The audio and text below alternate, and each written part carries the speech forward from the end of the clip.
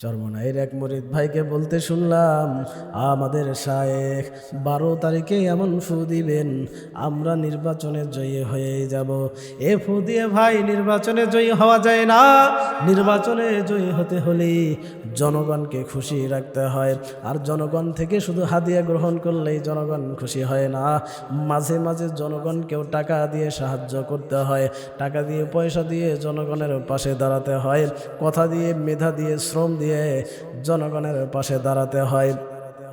শুধুমাত্র জনসভায় অনেক মানুষ হয়েছে, আমার অনেক মুরিদ আছে, মুরিদের অভাব নাই। এই নির্বাচনে আমার জয় ঠেকায় কে? আমার এমন আত্মবিশ্বাস এসে গেল, মনে হলো 50,000 ভোট বেশি পেয়ে আমি জয়ী হয়ে যাব। কিন্তু নির্বাচনের পরে দেখা গেল অন্য প্রার্থীর থেকে 50,000-এরও বেশি ভোট কম আমি পেয়ে গিয়েছি। সুতরাং জনগণকে খুশি করা এত সহজ না, বিশেষ করে আমাদের দেশের জনগণকে তো আরও দূরের কথা। আমাদের দেশের জনগণ শুধু পাশে থাকলেই ভোট দেবে এমন চিন্তা করা যাবে না। এই জনগণকে যদি খুশি করতে চাও, জনগণের জন্য তুমি পূর্বে কি করেছো, এই এখন কি করতে চাচ্ছ, এইটা জনগণের সামনে তুলে ধরতে হবে।